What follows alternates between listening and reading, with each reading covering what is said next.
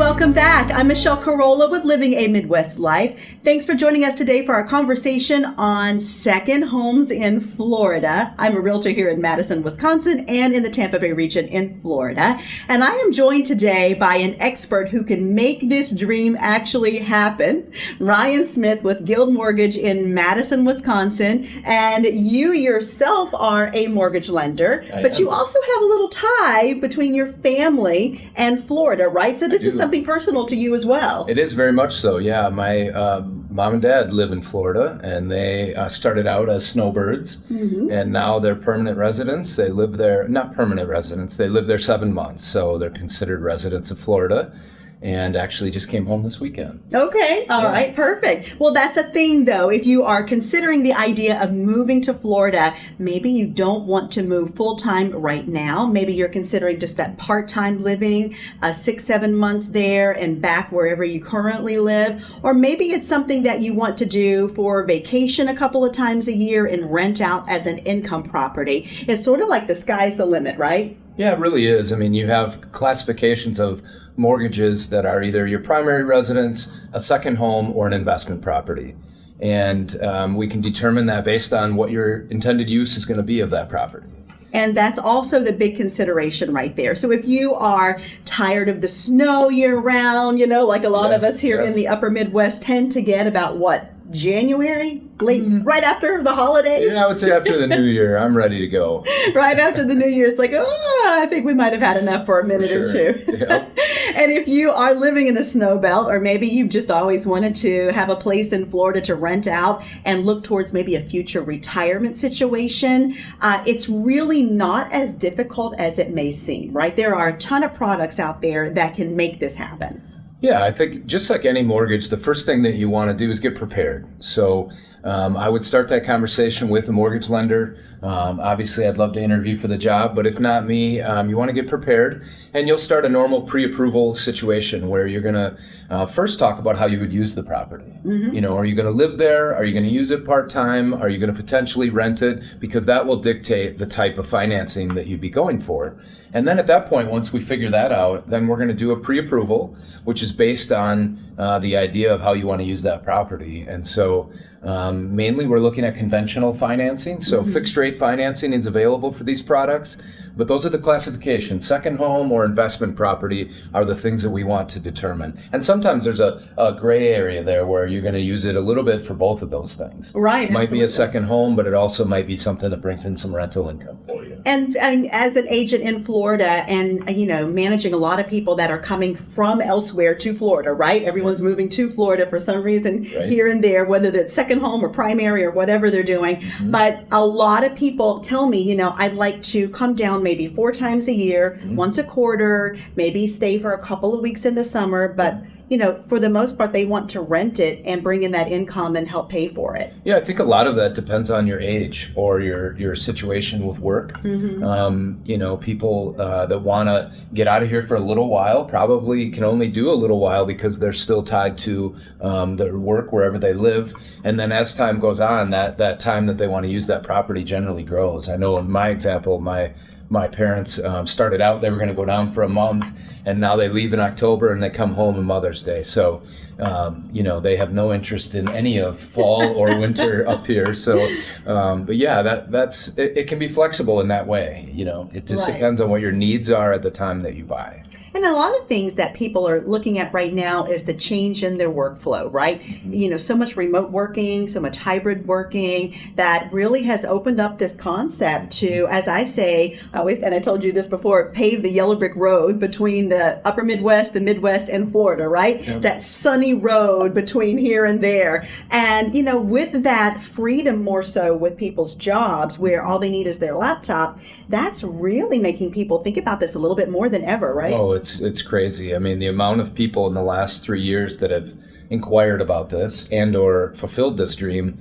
is more than my previous 20 years. Isn't that amazing? Yeah. The world's really opened up in that way for all of us. And you're seeing more and more people before retirement look at this. You Oh, know, yeah. maybe, like we said earlier, maybe just 3 or 4 weeks, maybe a month or two, and then as we age and we've got more free time, we could grow that into a little bit more of a residence. Right. And primarily the people that I talk to in Florida, they are looking at that to be one of two things. So they want to buy a property now, say, for example, a condo, maybe a 2-bedroom condo that's very good on the rental market. And they can also bring their children or their friends as they come down and visit, right? And they're looking at holding that for 5-10 years and trying to underwrite that with rental.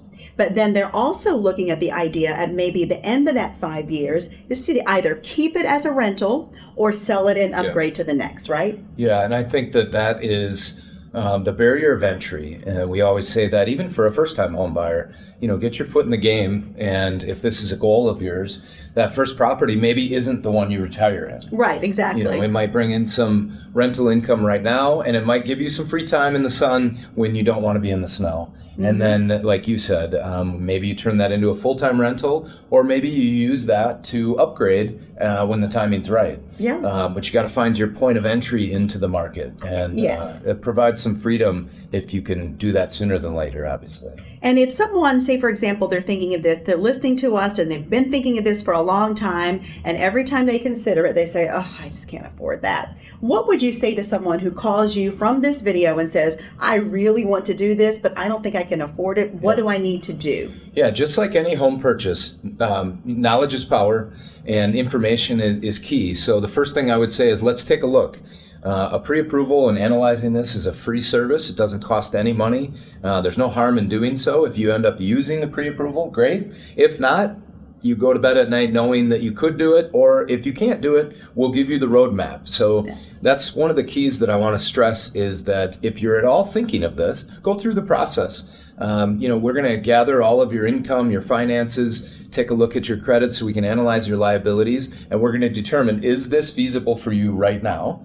And if it is, at least you know that. Whether or not you use it will be your choice, obviously, at that point. But if it's not, and there's a hurdle that you need to clear, then we'll give you a clear path on how to do that. Absolutely. And that right there is the key. So it doesn't need to be scary or, an abyss of unknown. It really is just a process that you follow. Ryan can take you through that pre-approval process and the lending side of it. And of course, I'm here in the Madison and Tampa Bay region with a huge referral network in Florida. If you're looking at other areas in Florida as well, to help you find that perfect property that fits what you all, like I always say, you start the process and then you circle me in when it's time to search, right? Yeah, and I think that the benefit that you can offer anyone that's considering this is the same benefit as a lender.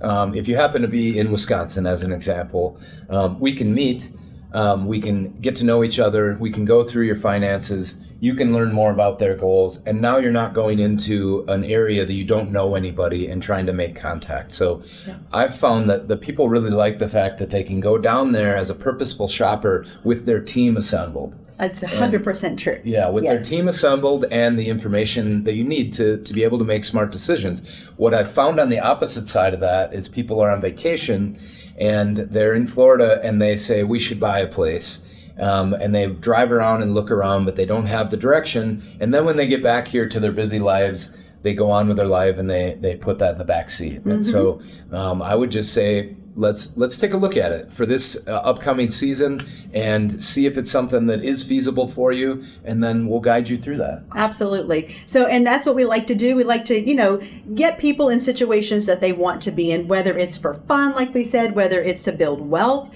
for investment, or maybe leverage for something bigger in the future, or even just starting an investment portfolio. Yeah. Get into one, and if you can get that rental going, maybe you're looking in 12 months at a second one, and then a third, and so forth, and build a portfolio that you can do, whatever.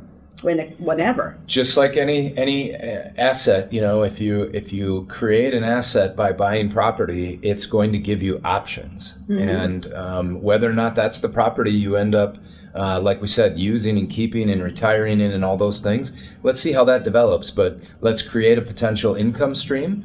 Or on the flip side of that, if you are ready to go down and live there 6-7 months a year, obviously that's part of the situation we can analyze for you too. Many people who are in that situation have equity here in Wisconsin or wherever they live. They have their home paid off, or they have a lot of equity in their property. Let's see if we might be able to use that current asset that you invested in many years ago and help you double your portfolio at that point and get your foot in the game. It's a good way to look at it. It truly is. And also, if you're looking to maybe downsize here in the upper Midwest, then that's where I can assist you in listing your current property, maybe downsizing to a smaller condo or something more manageable if you do plan to spend the majority of your time in Florida. So there's lots of ways that we can look at this. And that's what we can do with you is, just walk you through the process, because no case is the same, right? Everyone's situation is completely different. Yeah, and that's the key. Go through the process, get the information so you can be armed with